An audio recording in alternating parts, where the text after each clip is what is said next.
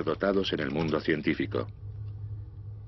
Esta idea se popularizó con el éxito de la película Rayman, en la que el actor Dustin Hoffman interpreta el papel de un inadaptado con un talento excepcional. Al igual que Rayman, la mayoría de estos superdotados carecen de aptitudes sociales porque son autistas. De hecho, están tan cerca del autismo que nos preguntamos si podría estar relacionado con los poderes de Daniel. El científico neurólogo de Cambridge, profesor Simon Baron-Cohen, experto en autismo, le realizará una minuciosa evaluación. El autismo engloba un espectro de problemas médicos en los que el paciente tiene muchas dificultades para formar relaciones sociales, ponerse en la situación de otras personas, imaginar lo que piensan y sienten otras personas. Pero también suele desarrollar intereses muy específicos, se obsesiona y le gusta hacer cosas de forma repetitiva. Es, por lo tanto, una combinación de capacidades y discapacidades. Daniel, a sus 25 años, parece tener muchas capacidades y, sin embargo, no tantas discapacidades. Hoy está con su madre, quien le va a ayudar a reconstruir su niñez. Al parecer, aún tiene vivos recuerdos de ella. Si Daniel hubiera sido mi primer hijo, no hubiera tenido ninguno más porque no paraba de llorar. Hasta casi los 2 años era un niño muy travieso. Lloraba y lloraba constantemente.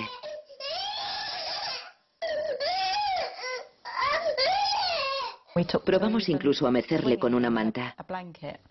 Su padre cogía un extremo de la manta y yo el otro. Estábamos tan desesperados que probábamos con cualquier cosa. ¿Y le gustaba eso? Sí, eso lo calmaba. ¿Le gustaba ese movimiento repetitivo? Sí, sí, eso lo calmaba.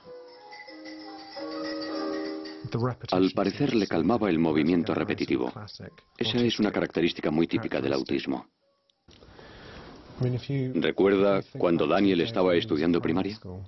¿Se acuerda de si los profesores estaban preocupados por él o si hablaban de él como si fuera diferente de alguna forma?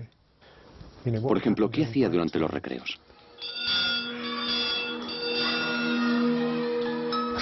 Creo que me ponía a contar piedras. Recuerdo que contaba piedras y también jugaba a eso que llaman rayuela. Sí.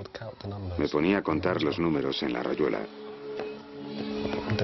Eso era lo que me interesaba. Me ponía a hacer eso y todo lo demás no me importaba.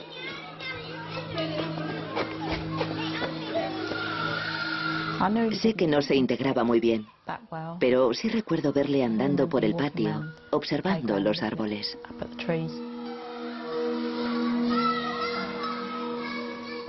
Andaba alrededor de los árboles y me fijaba en las hojas, en las formas que tenían las hojas y la corteza.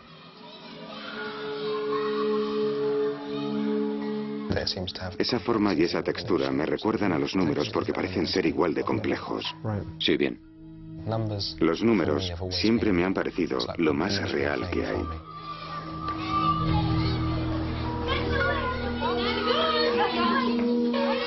Desde que tenía unos 5 años, los números me han servido como una lente a través de la cual veo el mundo que hay a mi alrededor. Por eso siempre veo números por todas partes. Por ejemplo, veo algo y digo, eso me parece un 131. Y eso otro me parece un 52.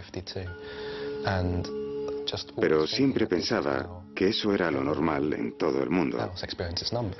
Que la gente se relacionaba de esa misma forma con los números. Lo que más le gustaba era volver a casa con sus libros de matemáticas y tumbarse en el suelo de su habitación, solo intentando resolver los problemas numéricos más complejos e interesándose por comprender los números. Se sentía mucho más cómodo en un mundo de números que con la gente. La obsesión de Daniel con las matemáticas explica en parte su don especial, manteniendo siempre una relación con los números como si fueran sus amigos. Como yo era tan diferente en el colegio, los niños más peleones no sabían qué hacer conmigo, no sabían cómo meterse conmigo, así que normalmente lo que hacían era dejarme en paz. Según la mayoría de los síntomas, Daniel es autista. Sin embargo, él ha adquirido suficientes aptitudes sociales como para poder relacionarse normalmente. El único criterio que no se cumple en el diagnóstico es que sus síntomas no le impiden realizar una vida normal. Por la razón que sea, ha conseguido adaptarse a nuestro mundo. Daniel ha tenido suerte. Su extraordinario don suele ir acompañado de graves discapacidades mentales.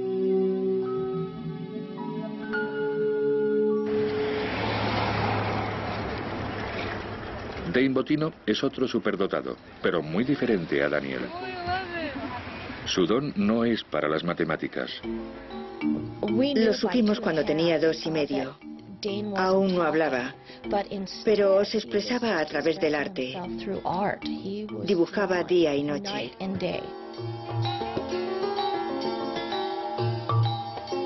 Desde que empezó a caminar, Dane sabía dibujar con una precisión extraordinaria. Pero su talento ha ido siempre acompañado del otro lado de la moneda.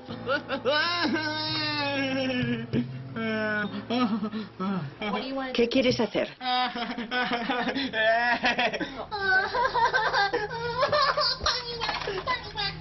La forma de hablar y comportarse de Dane siguen siendo las de un niño, a pesar de que su arte es cada vez más sofisticado. Pone mucha atención hasta en los más mínimos detalles y también mucho sentimiento.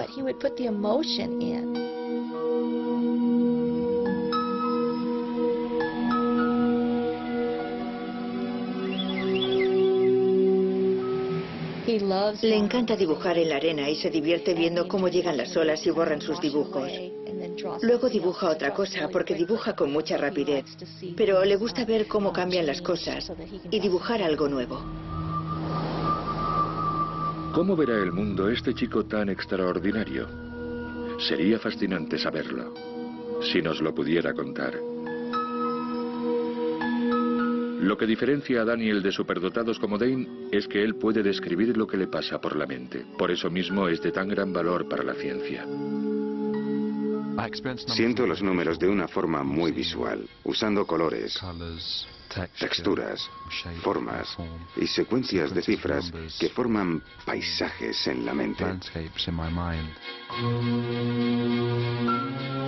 Es algo que surge, como si tuviera una cuarta dimensión. Por ejemplo, el número 1 se me puede presentar como algo muy brillante y resplandeciente, casi como si me enfocaran con una linterna en la cara. Es una experiencia muy interesante. El número 2 es como un movimiento de derecha a izquierda, como un movimiento a la deriva. El 5 es como si fuera un trueno, o el sonido de una ola contra una roca. El 6 es muy pequeño. En realidad, es el que más dificultad tengo de visualizar de una forma lógica. Por eso suele ser como una ausencia de algo, como un vacío, un abismo o un agujero negro. El número 9 es el número más grande.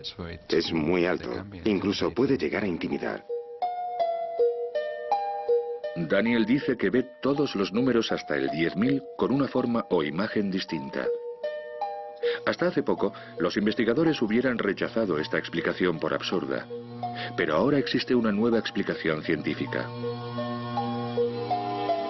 Las diferentes partes de nuestro cerebro están especializadas en diferentes tareas. Por ejemplo, jugar con números o visualizar formas. Si se produce algún tipo de cruce de actividad entre estas áreas que normalmente están separadas, el resultado podría ser algo en apariencia incoherente. Podría verse un color al oír un sonido o pensar en un número y sentir una emoción. Los científicos conocen este extraño fenómeno con el nombre de sinestesia. Oscuro y... Julian Asher, investigador de la Universidad de Cambridge, ha experimentado por sí mismo la sinestesia. Aún así, le parece asombroso el caso de Daniel. Lo que ven la mayoría de los sinestésicos es mucho más abstracto. Por ejemplo, yo veo una especie de llamas como temblorosas, de colores y movimientos fluidos. Pero Daniel ve formas muy concretas, que es algo muy inusual.